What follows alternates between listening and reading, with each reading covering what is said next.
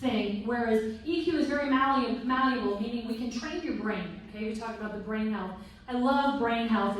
I geek out about that kind of stuff. You can train your brain by repeatedly practicing new emotional intelligent behaviors. Let me say that again, because everybody's like, that's just who I am. I'm just a type A. And so that becomes your excuse for being a control freak. Or I'm just kind of a quiet, I'm not a phlegmatic.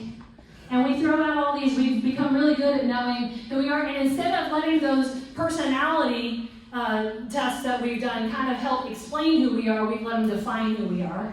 And they've become our box instead of our helper. Okay, so I'm all about personality tests. I love them. But if you use a personality test to be your excuse to stay in a place of control and fear because you've been diagnosed as a type A, you're missing out on the beauty of the malleability of your brain and the opportunity and the authority that you have to retrain your brain. So you get to retrain your emotions. That's good news for people. That means if my mama had depression, my grandma had depression, I don't have to have depression. I'm just going to keep it real in the room. If my mama had bipolar and my grandma had bipolar, I don't have to have bipolar. Even if my sisters have bipolar, I don't have to, because I get to retrain the brain.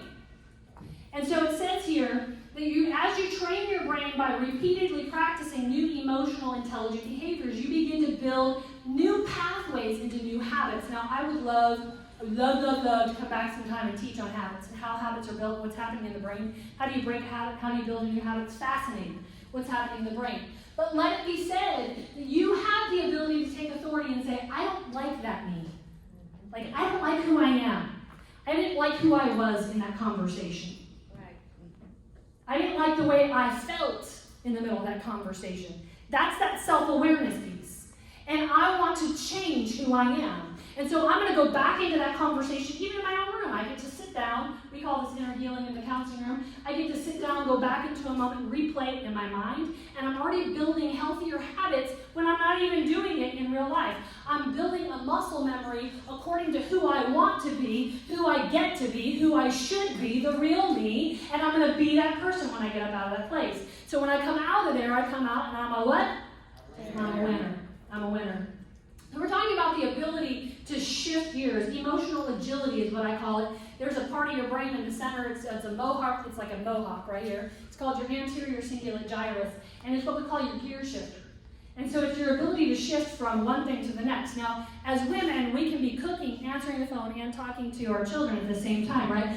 So as women, we're naturally geared to be doing multiple things at multiple times, and we can shift.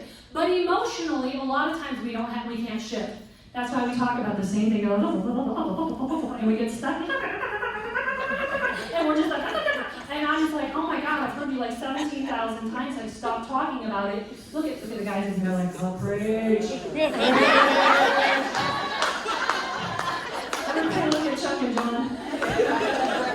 Because I know I like Chuck and back going, shut up, yeah. Yeah, you need to probably sit on the other side of your husband so you can see the way he's responded to some of these things. I'm just saying, he was kind of like going like this, his eyes were trying not to shift, looked at you, but I was seeing it. I got you. So emotional agility is the ability to not just switch thoughts back and forth, but I can switch my emotion. Okay? So in that anterior cingulate gyrus, if we were to do a brain scan and you're like, which is where worry comes from, right? We're just meditating on a problem over and over again. Can't stop thinking. We can't stop thinking, but we just don't. When people are like, I can't stop thinking about it, I'm always, you can't, we won't. There you go. Let's just make that decision. Let's make that distinction. Let's be honest with ourselves. Because Kant says, this thought has authority over me. And I'm no longer a what? Winner, because I'm getting my butt kicked by a thought. Come on, ladies. We're bigger than that. We're better than that. So emotional agility is the ability to shift back and forth. Now let me give you a shameless plug. I have a YouTube channel. I do lots of teaching and training on my YouTube channel. I have an entire series called Mental Emotional Health where I walk through how to capture a thought, how to define the thought, how to discover the message behind the thought. You know, every emotion and every thought has a message behind it. So your emotion will actually lead you to a destiny if you let it, okay? But instead we just get stuck in it or we avoid it. Okay, so we need to learn how to go through the emotion and get to the message. Go on my YouTube channel, click subscribe, see all the things I'm supposed to say. But more than anything, get empowered by watching this. How do I capture a thought? How do I really begin to define not just who I want to be, but how do I define myself? If you're a reader, you can read my book, Enforcing You. I talk a lot about that as well in that book. So women are used to wearing multiple hats. Women, we have to balance several areas in our lives. We just discussed this. I want to talk about that word, the pivot, right? We talked about in 2020, the pivot, the ability to shift. Now, it says, think of a great basketball player. I didn't write this, by the way. These are not my words. Everything over here is my words. When I'm like this, it's not my words. Let's speak with it. Got it. Think of a great basketball player, a race car driver, or entrepreneurs, and you'll discover one common trait, the ability to pivot. That is the ability to be attentive enough, fast enough, with the ability to reevaluate a new approach when the factors cause for a change or for a shift. So it's the ability to change strategies without changing the vision. Those are my words. The ability to change, I feel like mine are better, aren't they? Like, what does that even mean? Like, how do I shift my car when I'm at work and somebody's taking me off? I almost just cussed. And it's a saltwater, freshwater thing, right? So how can we change strategies without changing the vision? This sounds a lot like motherhood to me. So I'm just telling you, why are we naturally, quote unquote, better at these things? In motherhood, like, I have 6 children, and the way I'm going to my strategies with one of my children is completely different than the strategies with another child. Because I have the same vision, and my vision is get up and get out of my house. No. My vision is really, I want you to be successful, right? All the things I'm supposed to say, and not that. But the strategies by which we do that as women are very different. And so naturally, we have the ability to pivot if we really practice self-awareness. I'm going to keep my eye on the time. All right, so let me, we'll come back to, we're going to do a self-discovery check in a minute. You guys are like, we're going to check ourselves. Let me go on to cultivating a sense of belonging. We are created for connection. We all are looking for a healthy relationship. Shameless plug, I've written a book on healthy relationships. Get a copy of the book. And so, shameless plug, I talk about relationships a lot on my YouTube channel, on my podcast. Talk about these things all the time. But we are all created for connection. The number one need that every human has is to feel a sense of connection and a sense of belonging. So as women, we're very good at that because we have this natural, empathetic, motherly thing where we don't like people to be left out. Like, we want everybody, we're very collaborative by nature versus cooperative. Statistics show that women tend to be better at collaborations than men. Why? Because in collaboration, there's no competition. Cooperate means you do your thing over there, I'll do my own thing over here, and we'll cooperate together, but let's not cross paths. Collaborate is, I've got my part I play, you have your part, but we're weaving in and out, and we're collaborating. And women, that's very natural for women to do that. And so that's a part of cultivating that sense of belonging, is that we are able to purpose people very, very well. A sense of belonging is crucial to our life satisfaction, happiness, mental and physical health, even longevity. What? You can add days to your life, ladies, by operating in a team and cultivating a sense of, and when you feel a sense of belonging. Belonging says, I accept you, and I want to connect with you. Belonging is the feeling of security and support when there is a sense of acceptance, inclusion, and identity for a member of a certain group. Belonging is the freedom, it's cultivating the freedom for people to be authentic. Now, we need some of that in our world. I need to feel safe to be ugly. And I don't mean ugly physically. I'm talking about ugly emotionally, ugly mentally, sometimes ugly verbally. We need to cultivate a feeling. If we can cultivate that, we're going to soar, because during challenging times, people are already all over the map emotionally. And if they can't feel safe to be emotional in your presence, where are they going to go? This is crucial in building a team and in leadership. Are you able to cultivate a sense of belonging? Have you created an atmosphere where it says, I accept you, and you belong here. You have an intentional purpose here. There is a place for you here. This is huge. An atmosphere where everybody feels purposed. As women, we're naturally good at this. Why? Because we don't have that competitive nature. But let me tell you what will interfere with that. Because if we back that up and we look at here and here, so I just gave you the statistics this way, right? But I want to maximize you. And I want to ask you this question. Do you feel a sense of belonging within your own self? Meaning, I can look in a mirror and I can say, I accept you.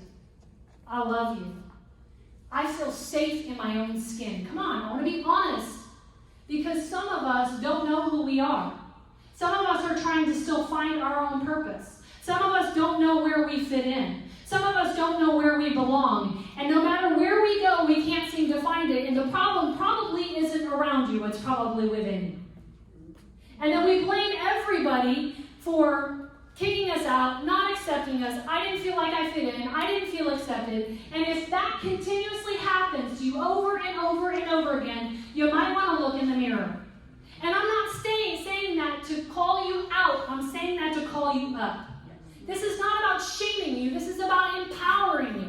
This is about saying, look, a lot of times the things that we deal with this way go back to who we are when I'm looking in the mirror. Are you able to look in the mirror and say, this is who you are?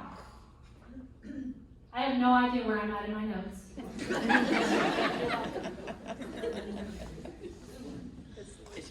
That's okay, I don't care. There you go. So I want to feel a sense of belonging within myself. I want to be able to look in the mirror and say, hey, you know what, Lisa? I like you. I accept you. And I want to be connected to you first and foremost. We hear all these terminologies like separation anxiety, dissociative disorder, all the things that the DSM has diagnosed that really go back to our inability to really connect with ourselves. This goes back to the heart of self-awareness. Am I able to connect with what am I thinking? How am I feeling right now? Who have I been today? And if I could redo today, what moments would I redo? We have to be really willing to self-examine ourselves and say, I believe tomorrow I can be an even better me. And I'm not talking about perfection because that does not exist, ladies. You're welcome for that. You can raise their ticket levels for $10 just for that tip. Their ticket prices. Perfection does not exist. You know, Paul says in the Bible, not that I have already obtained perfection, but that I press on to take hold of that for which Christ Jesus took hold of me. Meaning, I'm not living for perfection. I'm living to simply get up and press on. I'm living for progress. I am a process. And I'm not expecting that today I'm going to be perfect, but at the end of the day, I'm going to be self-aware enough to say, I do believe tomorrow I can be better. And really say, look, I want to cultivate a sense of belonging with people around me, but I have to start within my own skin. Because a lot of us just aren't even comfortable in our own head. Am I speaking to anybody in this room? Like, look, there's several people in the back. They're like, but I've had days, y'all. For total disclosure to everybody, and for years I struggled with clinical depression and panic anxiety attacks. Now you would never guess that now, and it was a battle to overcome that.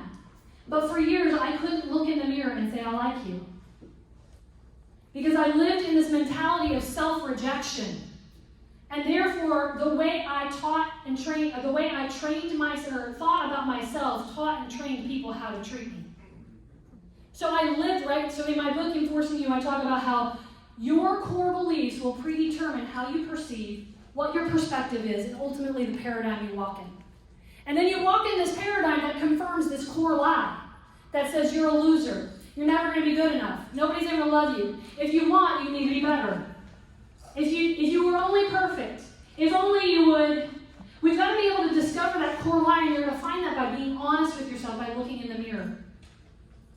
And so a lot of times in an arena, what God has given us as a great strength, which is our ability to unite together, that together we are better as women. Often in our own insecurities and our inability to accept ourselves, we become either inferior or superior with women.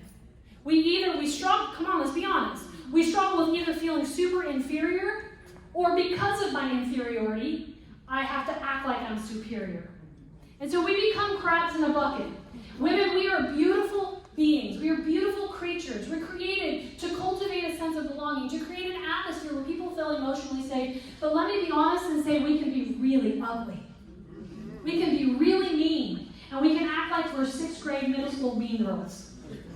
And really, we have to be honest with ourselves. Like, why do I even want to engage in any of those things? And the reason I do is because I haven't fixed what's within me. I need to be able to step back and say, look, who do I see when I look in the mirror? Who am I? And who do I want to be? This is that cultivating sense of belonging in my own skin. Do I fit? Do I feel like I belong in my own skin? Do I know my path? Do you know your path? Are you confident in your path? Do you know where you're going? And if you don't, that's okay. I have a couple openings. I can life coach you. Not a problem. But the point is we're in this discovery process. Don't act like you do when you don't. Let's all just take the mask off, please. Can we just take the mask off? Because to the same degree that you're able to be vulnerable with me, I can be vulnerable with you. So you give me permission in that moment to say, I want to be honest. I want to be real. And I want to feel like I have a seat at this table. Like not everybody's perfect. I want to be honest. I'm looking for that. You're looking for that. We're all looking for that. If you don't think you're looking for that, you're lying. You're lying not to me, you're lying to yourself. First and foremost. All right, so we're going to close with this. We're going to do a check. All right, we're going to do a self-discovery check-in. Are you ready? Are you guys ready? Okay, everybody close your eyes for a minute. I promise nobody's going to beat me on the head. Close your eyes for a minute. All right. So I want you, in a moment, as quick as you can, I want you to, in your own mind, I want you to define what you're feeling. In one word. Okay, keeping your eyes shut, somebody yell out a word that you're feeling. Happy. Howard. Strong. Positive. Winner. Awesome, awesome. Okay, now, go beyond that emotion, what you're feeling, and ask yourself, what's the message that I'm hearing behind that emotion? Success. Good. What else? Inspiration. Inspiration. Worthy. Worthy. Good. Confident. Confident. So we can say the message is you are confident. The message is you are worthy. The message is you are successful. So we're going beyond just the emotion into the message. Now, for those of you, maybe you answered, maybe you didn't, but I really want you to kind of press into a moment and say, is this how I want to be feeling? And is this the message I want to believe? Okay, so we're taking it a step further. I'm teaching you how to really shift your thoughts right now. Maybe some of you didn't yell out because you're like, I'm feeling kind of insecure right now. I'm feeling frazzled. I'm feeling overwhelmed by life. And the message is, you're not big enough. You're not strong enough. I'm being overtaken. And the shift, the pivot here is the ability to say, that's not how I want to believe, and that's not how I want to feel, and that's not the message I want to believe. And you have the power to capture that in a moment. Okay, everybody open your eyes. Now, I want you to know that I do that little exercise with grade school kids or middle school kids, high school kids.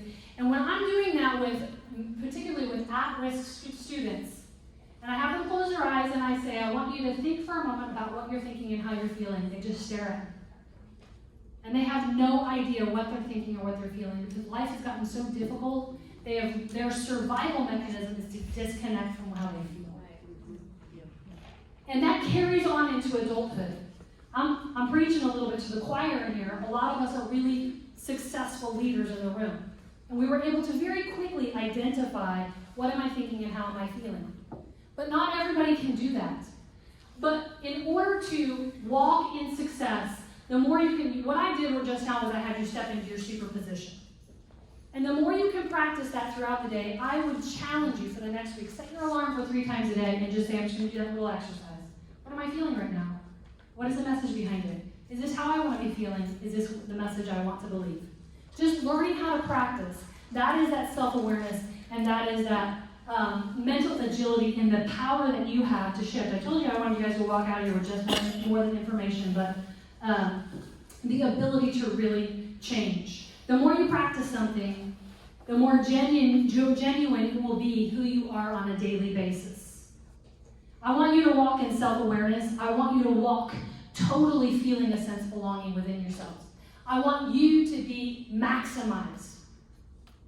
To live the fullness. I like to tell people, what is your God possibility? There's a t-shirt back there that says, what is your God possibility? It's one of my quotes. Consider what your love ability is. What is your forgive ability? What is your leadership ability? Because wherever you're at today, I guarantee you there's another notch. And I want you to maximize who you are, not just in challenging times, but in all times, so that you can maximize what you do and maximize cultures around you. I'm going to close with this because this is what I say at the end of all my YouTubes. Remember, enforcing purpose, it starts with you. Thank you.